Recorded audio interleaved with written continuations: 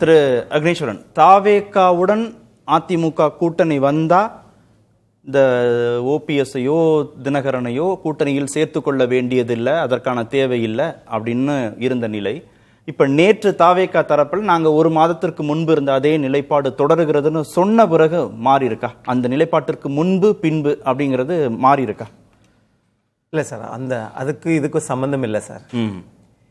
நடந்தது என்னன்னு கேட்டிங்கன்னா, இந்திய நாட்டினுடைய மாண்புமிகு உள்துறை அமைச்சர் என்ன சொல்லியிருக்கிறாரு, தேசிய ஜனநாயக கூட்டணி கட்சியை விரிவாக்கம் செய்ய வேண்டும் சொல்லிட்டு இன்னொன்று சொல்கிறாரு, அதை அந்த மாநிலத்தின் இருக்கக்கூடிய கட்சிகளின் தலைமையை கேட்டு அறிந்து முடிவு செய்யப்படும் அப்படின்னு சொல்லியிருக்கிறார்.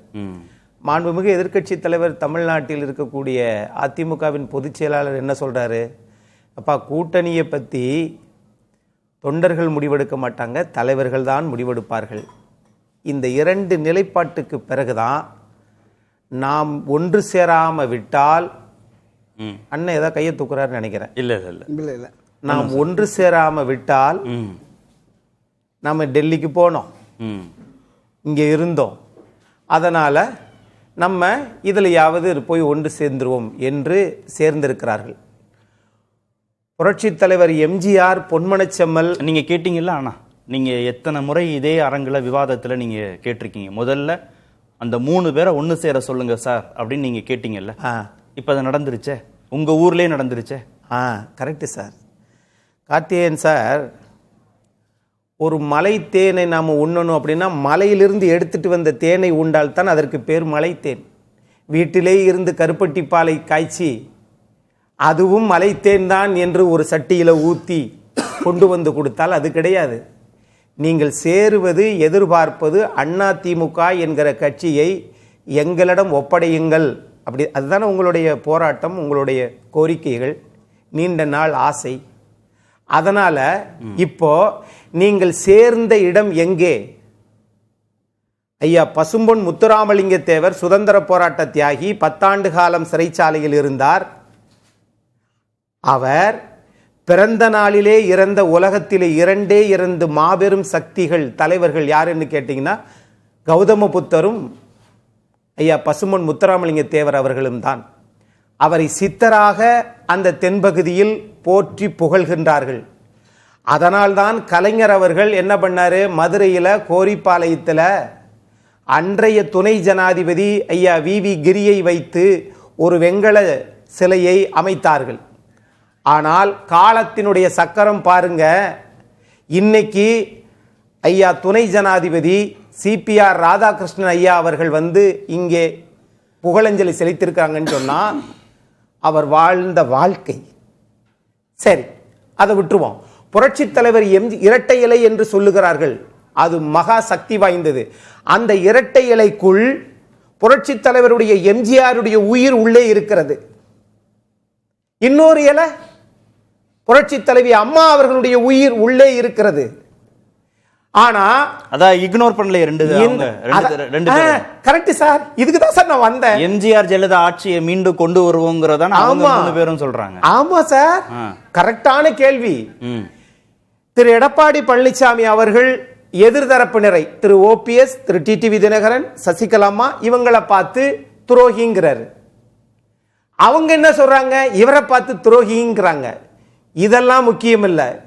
நீங்கள் 4 பேரும் சேர்ந்து புரட்சி தலைவர் எம்ஜிஆர், அம்மையார் ஜெயலலிதா அவர்களுடைய இரட்டலைக்கு துரோகம் செய்து விடாமல் இருக்க வேண்டும் என்பதுதான் தென்பதி மக்களுடைய நோக்கம்.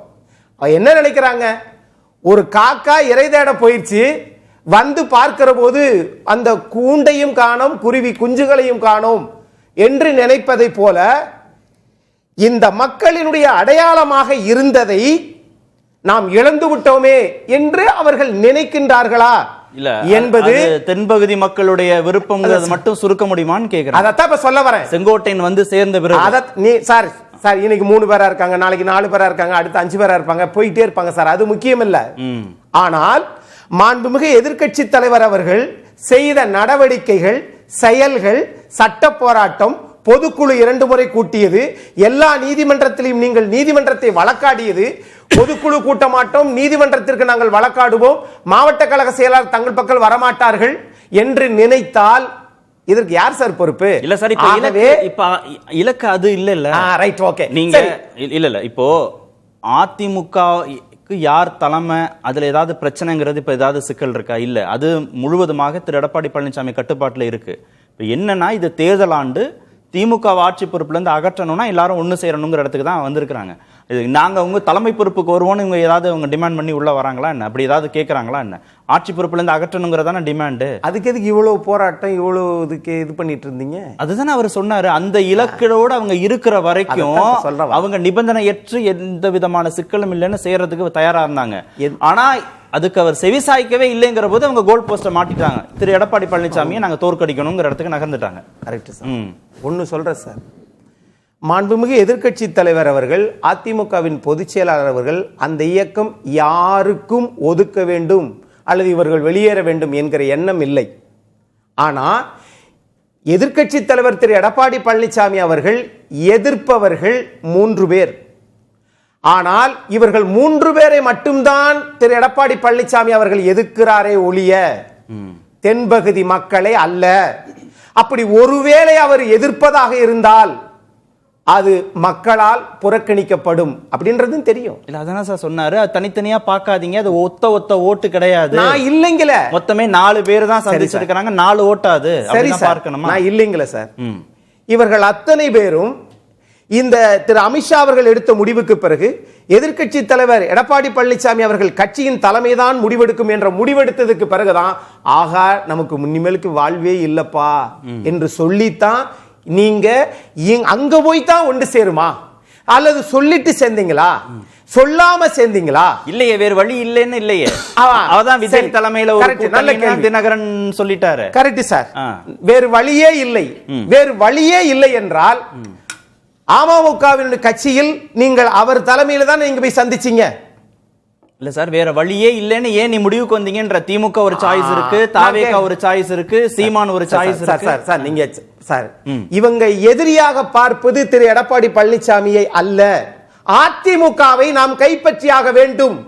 நம்மால் உருவாக்கப்பட்ட ஒரு தலைவர் இன்னைக்கு வந்துட்டாரே, அவர் ஆளுமை மிக்க வழி போயிட்டே இருக்கிறாரே என்று நினைக்கிறார். அப்புறம் எப்படி எம்ஜிஆர் ஜெயலலிதா ஆட்சியை கொண்டு வருவாங்க?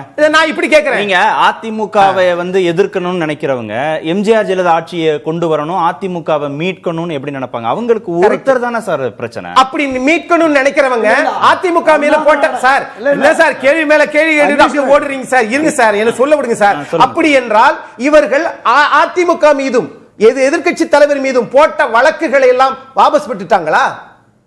என்ன சார் பொருள்?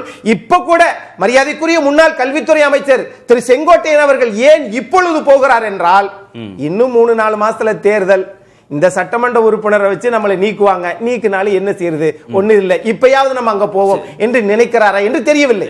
சார் துரைக்கண்ணா சார் குறுக்கிட்டீங்களே. இல்ல அதாவது இந்த அண்ணா திராவிட முன்னேற்ற கழகம் வெற்றி பெற்று மீண்டும் புரட்சித் தலைவர் எம்ஜிஆர் செல்வி ஜெயலலிதாவுடைய ஆட்சியை கொண்டு வர வேண்டும் என்கிறதான் பிரதான நோக்கம். இதற்கு எதிரான நிலைப்பாட்டை திரு எடப்பாடி பிடிவாதமாக என்ன சொன்னாலும் கேட்காம பிடிவாதமாக கட்சியை மீண்டும் அழிவு பாதைக்கு கொண்டு செல்லுகிறாரே என்கிற ஆதங்கத்தின் வெளிப்பாடு தான். நீங்க இந்த கட்சியை அந்த மரியாதைக்குரிய செல்வி ஜெயலலிதா அவர்கள் மறைந்ததற்கு பிறகு எந்த நம்பிக்கையின் அடிப்படையில் கட்சியையும் ஆட்சியும் திருமதி வி.கே. சசிகலா தான் நடத்தணும் அப்படின்னு போய் காலில் விழுந்தாங்க. அந்த நிலைப்பாட்டை ஏன் மாற்ற வேண்டிய அவசியம் இருக்கு?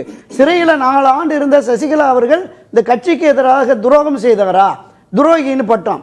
ஓ பன்னீர்செல்வம், திரு எடப்பாடி பழனிசாமி இந்த இரட்டை தலைமை ஒருங்கிணைப்பாளர், இணை ஒருங்கிணைப்பாளர் என்று கட்சியை வழிநடத்துவோம் என்று சொன்ன பொழுது அவரை புறந்தள்ளிவிட்டு தனக்கு இருந்த பணபலம், அதிகார பலத்தை வைத்து கட்சியை கைப்பற்றுகிறார். எந்த இடத்துல பிரிவு வருது? ஒரே ஒரு எம்பி தர்மர். தென் மாவட்டங்கள்ல கட்சி பெரிய தோல்வியை சந்திச்சிருச்சு, ஒரே ஒரு எம்பி மட்டும் ஒருங்கிணைப்பாளருக்கு கொடுங்க.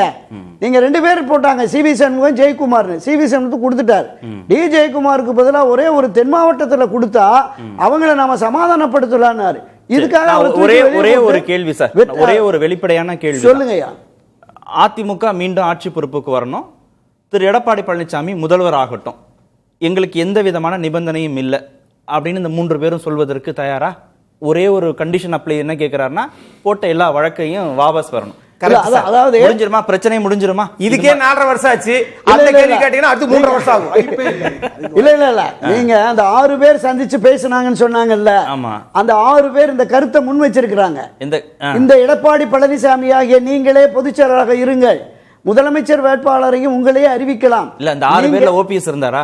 6 பேர் இவங்க இருந்தாங்க. அது இல்ல ஓபிஎஸ் இருந்தாரா? அதான் சொல்றேன். இல்ல ஓபிஎஸ் இருந்தாரா? ஓபிஎஸ் இல்ல, டிடிவி இருந்தாரா? அவர்தான் நிபந்தனை இல்லாம வந்தார். ஓபிஎஸ் இருந்தாரா? இல்ல. டிடிவி இருந்தாரா? டிடிவி இல்ல. அவர் அமமுகன்னு தனி கட்சி. இல்ல சசிகலா இருந்தாங்களா? ஒரே ஒரு நிமிஷம். ஓபிஎஸ் இருந்தாரா அந்த 6 பேர்ல? இல்ல. சசிகலா இல்ல. டிடிவி இல்ல. அந்த 6 3 சேர்த்து 9ஆவே வச்சுக்குவோம். இப்ப இல்ல அதுல 6 பேர்ல செங்கோட்டையன் இருந்ததுனால இது சேர்த்துக்குவோம் 3 பேரையும். 9 பேரும் சேர்ந்து அதிமுக மீண்டும் ஆட்சி பொறுப்புக்கு வரட்டும், எடப்பாடி பழனிசாமி முதல்வர் வேட்பாளர்ங்கிறத மனதார நாங்க ஏத்துக்கிறோம் அப்படின்னு அறிவிச்சிருவாங்களா? எடப்பாடி வாபஸ் வாங்கிறோம்னு சொல்லிடுவாங்களா? இல்ல எடப்பாடி பழனிசாமி தலைமையிலான இந்த அண்ணா திராவிட முன்னேற்ற கழகம் தொடர் தோல்விகளை சந்தித்து வருகிறது. எனவே ஒரு கூட்டு தலைமை தான் இதை வெற்றி பாதை. நீங்க என்ன வெற்றியை சந்திச்சீங்க அதையும் சொல்லுங்க சார். அவர் தோல்வியை சந்திக்கிறது இருக்கட்டும், நீங்க என்ன வெற்றியை சந்திச்சீங்க? இல்ல ஒரு முக்கியமான பாயிண்ட் சார். ஒரு கூட்டு தலைமைன்னு வந்து ஆமா, ஒரு கூட்டு தலைமை தான் நீங்க எடுத்துக்கணும். அதுக்காக தான் அந்த கேள்வியை நான் கேட்டேன். இதை வெற்றி பாதைக்கு அழைத்து செல்லும் என்கிற நம்பிக்கை இவர்களுக்கு வெளிப்படையா கூட்டு தலைமை. நிச்சயமா கூட்டு தலைமை. அதுதான் இரட்டை தலைமை கூட இல்ல, கூட்டு தலைமை. சரி சார், பேசுவோம் சார். பேச வேண்டிய முக்கியமான பாயிண்ட் அது கூட்டு தலைமைங்கிறது. சொல்லுங்க சார். இடைவேளைக்கு போறோம். இல்ல கூட்டு தலைமை எல்லாம் இல்ல.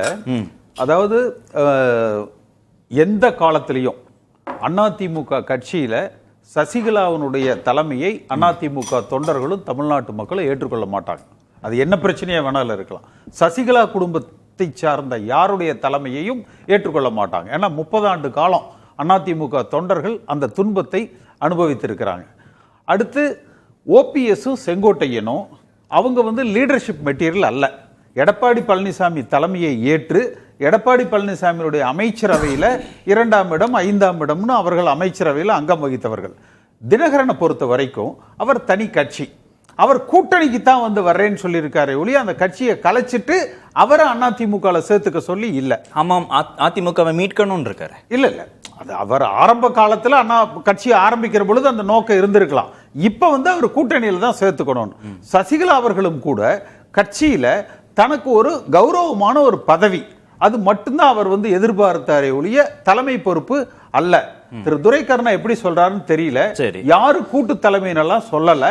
ஓ பன்னீர்செல்வமே வெளிப்படையாக அறிவித்திருக்கிறார், எந்த நிபந்தனையும் இல்லாமல் நாங்கள் இணைவதற்கு தயார்னு. அவரோடு இருக்கிற ஒரு மாவட்ட செயலாளர் காலில் விழுந்து நான் கெஞ்சி கதறி கேட்கிறேன், இந்த கட்சியை காப்பாத்துறதுக்கு தயவு செஞ்சு கட்சியை இணைச்சிருங்க என்று சொன்னார். ஓகே, இல்ல சார், நம்ம கரெக்ட் சார். நம்ம இடைவெளிக்கு போனோம். ஒரே ஒரு கேள்விதான் சார். அதிமுக மீண்டும் ஆட்சி பொறுப்புக்கு வரணும், இபிஎஸ் தான் பொதுச் செயலாளர், அவர் தான் முதல்வர் வேட்பாளர், நாங்க ஏத்துக்கிறோம்ன்ற ஒரு ஸ்டேட்மெண்ட் எடப்பாடி பழனிசாமி இது ஏத்து அறிவிக்க சொல்லுங்க சார். 30 நாள்ல நான் இணைச்சு காட்டுறேன் சார். பேசுவோம் சார். எடப்பாடி பழனிசாமி இதை அறிவிக்க சொல்லுங்க. இடைவேளை எடப்பாடி பழனிசாமி என்கிற சுயநலவாதி இந்த இயக்கம் ஆட்சிக்கு வராவிட்டாலும் தலைமை பொறுப்பு எல்லாரும் பொதுநலவாதி, சுதந்திர போராட்ட தியாகிகள். ஐயா பசும்பொன் முத்துராமலிங்க தேவர் மாதிரி எல்லாம் சுதந்திர போராட்ட தியாகிகள். ஒரு நிமிஷம் சார், ஒரு நிமிஷம். என்ன அறிவிக்கணும் எடப்பாடி பழனிசாமி? எடப்பாடி பழனிசாமி அவர்தான் முதலமைச்சர் வேட்பாளர். சரி, அவர்தான் கட்சியினுடைய பொதுச் செயலாளர். கூட்டு தலைமை எல்லாம் இல்ல. இதை ஏற்றுக்கொண்டு எல்லோரும் இணையுங்கள் என்று அவரை அறிவிக்க சொல்ல. பேசுவோம் சார். இடைவேளைக்கான நேரம் கரெக்டா நிறுத்தி இருக்காங்க. பேசுவோம்.